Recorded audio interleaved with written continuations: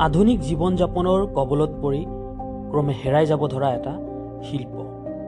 এটা সময়ত গাঁৱে ভূঞে সকলোতে বহুলভাৱে ব্যৱহৃত হৈছিল মাটিৰ বাচন বৰ্তন কলহ আদি।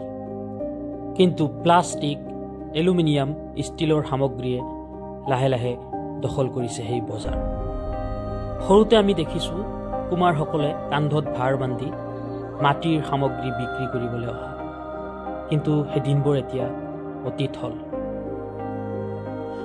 নমস্কাৰ, স্বাগতম জনাইছোঁ সকলোকে। মই উপস্থিত আছোঁ গোৱালপাৰা জিলাৰ কৰাইখোৱাৰ এটা কুমাৰ পৰিয়ালত। আজি আপোনালোকক দেখুৱাবলৈ লৈছোঁ কিছু মাটিৰ শিল্প বুলি ক'লেও ভুল নহ'ব, এটা শিল্প যি ক্ৰমে সময়ৰ হাতত লাহে লাহে হেৰাই যাব ধৰিছে আৰু কিমান ধৰণৰ বস্তু বনাইছে হয়তো আজিৰ প্ৰজন্মই এইটো ভালকৈ চিনিয়ে নাপাব আৰু এটা সময়ত হয়তো গৈ নাপাবই। এটা সময়ত ধনী দুখীয়া সকলোৱে কম বেছি পৰিমাণে কিবা নহয় কিবা মাটিৰ সামগ্ৰী, বাচন বৰ্তন বা মাটিৰ কলহ আদি ব্যৱহাৰ কৰি আহিছিলে।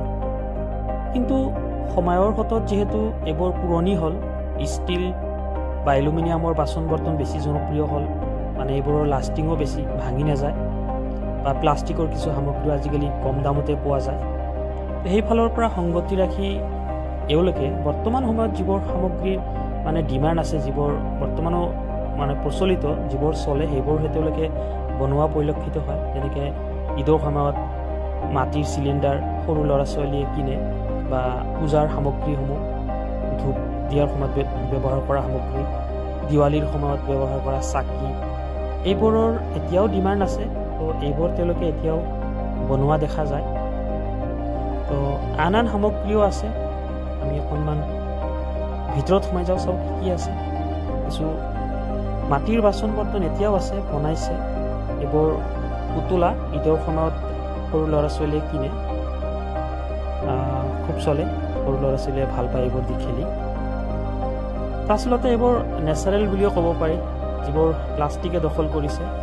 এইবোৰ কিছু পিঠা বনোৱা সামগ্ৰী বা মুড়ি ভজাৰ কাৰণে ব্যৱহাৰ কৰা কিছু সামগ্ৰী, তেনেকুৱা কিছু সামগ্ৰী এতিয়াও এওঁলোকে বনায়। হয়তো এটা সময়ত এইবোৰো লাহে লাহে নোহোৱা হৈ যাব আৰু নৱপ্ৰজন্মই হয়তো বা আগৰ আমাৰ ফিউচাৰ প্ৰজন্মই এইবোৰো হয়তো চিনি নাপাব। তো এয়াই আছিল এটা সৰু ভিডিঅ'টো ভাল লাগিলে লাইক কৰিব, কমেণ্ট কৰিব আৰু ফ্ৰেণ্ড চাৰ্কেলত শ্বেয়াৰ কৰিব। ধন্যবাদ। জয় অসম।